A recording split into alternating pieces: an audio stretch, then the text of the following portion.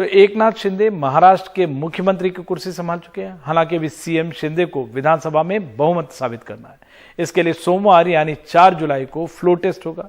इसमें शिंदे सरकार को बहुमत का आंकड़ा पेश करना होगा। इससे पहले 3 जुलाई को विधानसभा स्पीकर का चयन होगा।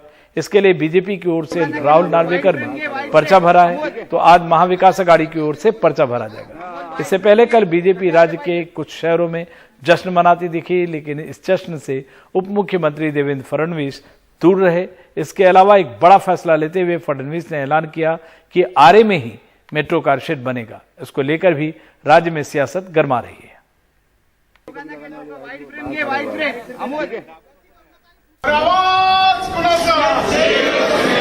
मुख्यमंत्री की कुर्सी खो चुके उद्धव ठाकरे अब पार्टी बचाने की हर कोशिश में जुटे हैं। बागियों की सदस्यता रद्द करने के लिए फिर से सुप्रीम कोर्ट पहुंचे। सुनवाई 11 जुलाई को होगी। सेना भवन में नई सरकार के नए फैसलों पर बरसे और कहा, शिंदे शिवसेना के मुख्यमंत्री नहीं है। आपको मुझ पर गुस्सा है तो मुझ पर निकालो, मेरी पीठ पर वार करो, लेकिन मुंबई के कलेजे में खंजर मत खोबो। मेरे ऊपर का गुस्सा मुंबई पर मत निकालो। आरे का निर्णय उन्होंने जो बदला है उससे मुझे बहुत दुख हुआ है। ये शिवसेना का मुख्यमंत्री नहीं है, क्योंकि शिवसेना को बाजू में रखकर शिवसेना का मुख्यमंत्री नहीं हो सकता। इधर नए मुख्यमंत्री एकनाथ शिंदे और उप मुख्यमंत्री देवेंद्र फडणवीस ने सरकार गठन के साथ ही मंत्रालय में कई मुद्दों पर मंत्रणा शुरू कर दी और देवेंद्र फडणवीस ने ऐलान किया कि आरे में ही मेट्रो कार शेड बनेगा। आरे में जो जगह सुप्रीम कोर्ट ने क्लियर की थी, उस जगह पर 25% काम हो चुका है और बचा हुआ 75% काम वहां पर तुरंत किया जा सकता है। इसलिए मुंबईकरों के हित में तुरंत अगर मेट्रो शुरू करनी है तो कार शेड वही बनना चाहिए और इसलिए हमारा यही फैसला रहेगा कि कार शेड वही बने। फडणवीस बैठकें करते रहे पर पार्टी कार्यालय में नई सरकार के जश्न से दूर रहे। अटकलें और तेज हुई कि नंबर 2 के दर्जे पर आए फडणवीस नाराज तो नहीं। पार्टी ने कहा, बहुत ही बड़ा दिल दिखाया। डेप्यूटी सीएम स्वीकारा, इसके लिए बहुत हिम्मत लगती है। अपने पक्ष पर, अपने नेतृत्व पर निष्ठा लगती है। वो निष्ठा का अनुभव माने देवेंद्र जी, हमको फक्र है, हमको अभिमान है देवेंद्र जी का कि जिन्होंने इस राज्य के हित के लिए, हिंदुत्व के हित के लिए अपने अहंकार को बाजू में रखा। इधर तैयार बैठी बीजेपी के विधायक राहुल नार्वेकर ने विधानसभा अध्यक्ष चुनाव के लिए विधान भवन में नामांकन दाखिल कर दिया। महाराष्ट्र में स्पीकर का पद 2 साल से खाली है। विधानसभा के 2 दिवसीय विशेष सत्र के पहले दिन 3 जुलाई को स्पीकर का चुनाव होगा और फिर शिंदे सरकार को 4 जुलाई को बहुमत साबित करना होगा। मुंबई से ब्यूरो रिपोर्ट, एनडीटीवी इंडिया। और एकनाथ शिंदे के मुख्यमंत्री ही उद्धव ठाकरे भी एक्शन में आ गए। उद्धव ठाकरे ने एकनाथ शिंदे को शिवसेना संगठन के नेता पद से हटा दिया। उद्धव ठाकरे ने इसके लिए एकनाथ शिंदे की पार्टी विरोधी गतिविधियों का हवाला दिया है। उद्धव ठाकरे महाराष्ट्र की नई एकनाथ शिंदे सरकार पर जमकर बरसे। उन्होंने कहा कि सत्ता के लिए रातों रात खेल हुआ। ठाकरे ने साफ किया कि शिंदे शिवसेना के सीएम नहीं है।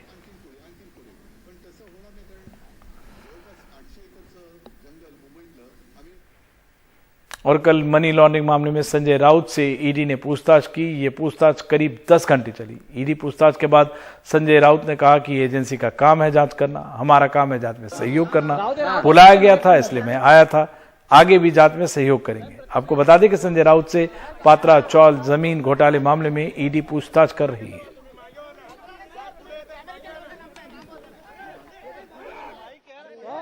लगभग 10 घंटे की पूछताछ के बाद शिवसेना नेता सांसद संजय राउत इस ईडी के दफ्तर से बाहर निकले। तकरीबन 11:15 बजे वो आए थे और इसमें 9:45 हो रहा है और लगातार उनसे पूछताछ होती रही।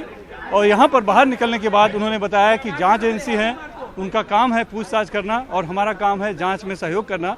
हमें बुलाया गया था इसलिए हम आए थे, आगे भी बुलाएंगे तो हम आएंगे। दरअसल जो मामला है वो गोरेगांव के पत्राचाल से जुड़ा हुआ है, जिसके पुनर्वसन के दौरान उसमें जो बिल्डर थे, खास करके गुरु आशीष कंपनी को जो ठेका मिला था, उसमें SDIL के भी राकेश वाधवान सहित एक और थे प्रवीण राउत। और उस प्रवीण राउत को जब उसमें से मुनाफा हुआ था, हालांकि उन्होंने जो बाकी सब चीज़ें बेचकर बिना पुनर्वसन किए वो प्रोजेक्ट दूसरे 9 बिल्डरों को बेच दिया था, तो उस 100 करोड़ में से 55 लाख रुपए जो है बताया जाता है कि संजय राउत की पत्नी को दिया गया था। उसी संबंध में मनी लॉन्ड्रिंग के तहत यहाँ पर पूछताछ की जा रही थी। लगभग 10 घंटे तक पूछताछ हुई और वह बाद में उन्हें जाने दिया गया है। दरअसल ये पूरा मामला अगर संजय राउत की माने तो बहुत ही सियासी मामला है। सिर्फ और सिर्फ जो है कि केंद्रीय जांच एजेंसियों का इस्तेमाल करके बीजेपी महाविकास आघाड़ी पर दबाव बनाना चाह रही थी। उसी के तहत बार बार वो कहते रहे हैं कि ये आवाज़ बंद करने की ये कोशिश हो रही थी, लेकिन हम डरेंगे नहीं। लेकिन आज सुबह से जब से सत्ता परिवर्तन हुआ है राज्य में, संजय राउत की भाषा एक तरह से बदली हुई नजर आई। वो सुबह भी जब यहाँ पर आए तब उन्होंने कहा कि पत्राचाल को मैं जानता नहीं, मैं कभी वहाँ गया नहीं, मैंने कुछ गलत नहीं किया तो डरना क्या, और जांच एजेंसी ने बुलाया है तो मैं सहयोग करने आया हूँ। अब जब 10 घंटे की पूछताछ के बाद यहाँ से निकले हैं तब उन्होंने यही कहा है कि जांच एजेंसी ने बुलाया था, उनका ये काम है पूछताछ करना और मेरा काम है जांच एजेंसी को सहयोग करना, लिहाजा उन्होंने बुलाया था तो मैं पूछताछ के लिए आया था और आगे बुलाएंगे तब भी मैं आऊँगा। तो बहरहाल इस पूरे मामले को एक सियासी नज़र से भी देखा जा रहा है, लेकिन आज कहीं न कहीं संजय राउत उस सियासी बात को से बचते हुए दिखे यहाँ पर। और ऐसे ही एक नोटिस शरद पवार को मिली है आईटी की, आयकर विभाग की, जिसमें कि साल 2004 से 2020 तक के उनका जो चुनावी हलफनामा है उसकी जानकारी मांगी गई है। तो उस पर भी उन्होंने एक लव लेटर के तौर पे कहा है। बहरहाल जिस तरह से ये शरद पवार की बात करें या फिर आज के दिन एक ही दिन ईडी ने जहां संजय राउत को बुलाया है, वहीं शरद पवार को भी कल इस तरह से नोटिस आ गई थी। तो ये जो संयोग है या प्रयोग है, ये जो एक सवाल उठ रहा है, क्योंकि लगातार केंद्रीय जांच एजेंसी पर के दुरुपयोग का इस्तेमाल हो रहा है और ऐसे जो विरोधी हैं खास करके बीजेपी के, उनको अगर दबाने की कोशिश हो रही है क्या, ये सवाल लगातार उठ रहा है। हालांकि खुलकर बोलने वाले, मुखर होकर बोलने वाले केंद्रीय जांच एजेंसी और बीजेपी के खिलाफ बोलने वाले संजय राउत ने आज जो है एजेंसी के खिलाफ एक शब्द भी नहीं कहा। मुंबई से कैमरामैन संजय मंडल से सुनील सिंह, NDTV इंडिया के लिए। तो संजय राउत और शरद पवार को नोटिस भी मिले और संजय राउत के तेवर में बदलाव भी आया है। 30 जून को महाराष्ट्र में एक तरफ सत्ता परिवर्तन में ट्विस्ट आ रहे थे, शिवसेना के बागी विधायक एकनाथ शिंदे मुख्यमंत्री बन गए, तो 2 बार मुख्यमंत्री रहे बीजेपी के देवेंद्र फडणवीस डिप्टी सीएम बने। लेकिन उसी दौरान एनसीपी के मुखिया शरद पवार को आयकर की नोटिस मिली, तो उसके अगले ही दिन संजय राउत को ईडी दफ्तर जाना पड़ा। सुनील सिंह की पूरी रिपोर्ट देखते हैं। महाराष्ट्र में सत्ता बदलते ही एनसीपी प्रमुख शरद पवार को आईटी का नोटिस चला गया। उनसे 2004 से अब तक फाइल चुनावी हलफनामों की जानकारी मांगी गई है। शरद पवार ने तंज कसते हुए उन्हें लव लेटर मिलने की बात कही है। मेरे पास सभी एफिडेविट हैं, इसलिए चिंता की कोई बात नहीं, लेकिन इतने पुराने मामलों की जानकारी मंगवाना, वो भी कुछ खास लोगों से, इससे ये साफ है कि केंद्रीय एजेंसियों का दबदबा बढ़ रहा है। ये तो पिछले 6-7 साल से हो रहा है। उनको आयकर की नोटिस आई है, उन्होंने इन्फॉर्मेशन मांगा है, जो कल एक प्रेस कॉन्फ्रेंस में पवार साहब ने बताया वही मुझे मालूम है। अब वो नोटिस को उत्तर देना पड़ेगा तो दे देंगे, मुझे लगता है उसमें कोई उनके जो पवार साहब के जो पिछले 4-5 इलेक्शन में जो उन्होंने एफिडेविट्स दर्ज किए हैं, वैसे वो इनकम टैक्स को इलेक्शन कमीशन में भी मिल सकते हैं, फिर भी इनके पास से, पवार साहब के पास से उन्होंने मांगे थे। नहीं सर, क्या ये कोई संयोग है या नया प्रयोग है बीजेपी का? पूरे देश और महाराष्ट्र में ये चीज लोगों को पता है। एनसीपी पूछ रही है कि ये संयोग है या कुछ और। शुक्रवार को ईडी दफ्तर में उनसे घंटों पूछताछ होती रही। संजय राउत पर गोरेगांव में पत्राचाल पुनर्विकास मामले में मनी लॉन्ड्रिंग का आरोप है। हालांकि संजय राउत ने आरोप को गलत बताया है।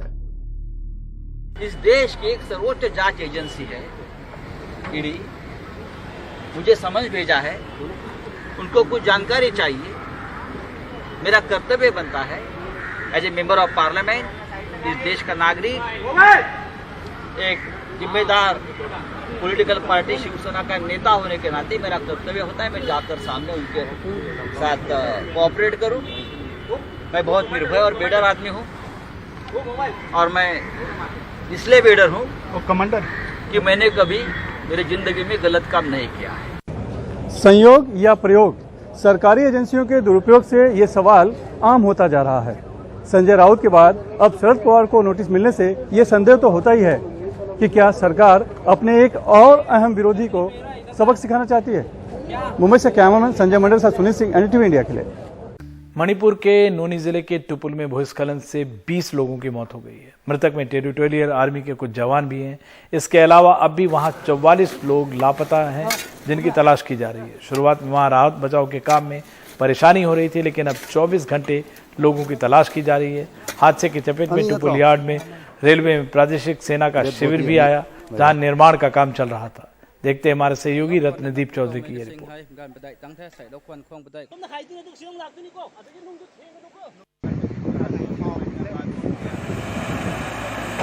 मणिपुर के नौनी जिले के नदी से एक्सकवेटर के जरिए शव निकाले जा रहे हैं, जिनमें प्रादेशिक सेना के कर्मी भी हैं। ये सब भूस्खलन के शिकार हुए।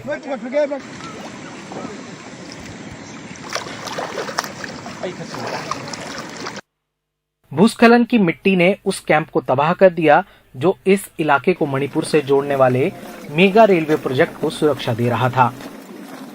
इम्फाल से 50 किलोमीटर दूर जहां हादसा हुआ, वहां बड़े पैमाने पर बचाव अभियान जारी है।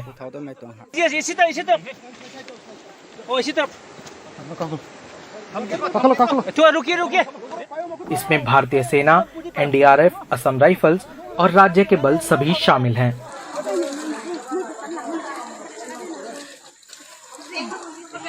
The soft soil were not able to make the road to cross the actual area. So we're using trucks, JCBs, personnel, and the army also with us, working together with coordination with the state government. Manipur में जहां दुर्घटना हुई, वहां से 500 kilometre दूर असम के मोरीगांव जिले में मातम का माहौल है, क्योंकि यहां के 20 से ज्यादा लापता मजदूरों के बच्चों की उम्मीदें धूमिल पड़ती जा रही हैं। हमें लगता है कि भारी बारिश की वजह से बहुत सारा पानी पहाड़ी के ऊपर जमा हो गया। पहाड़ी की क्षमता इतनी नहीं थी, इसीलिए पूरी पहाड़ी भूस्खलन के साथ गिर गई।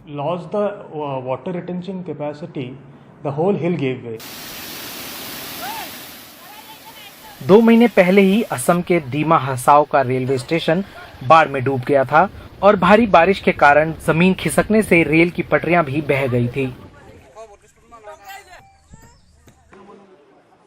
टुपुल में सायकॉम रतन और बीएम सुंजू के साथ गुवाहाटी से संजय चक्रवर्ती के साथ रतनदीप चौधरी, एनडीटीवी इंडिया।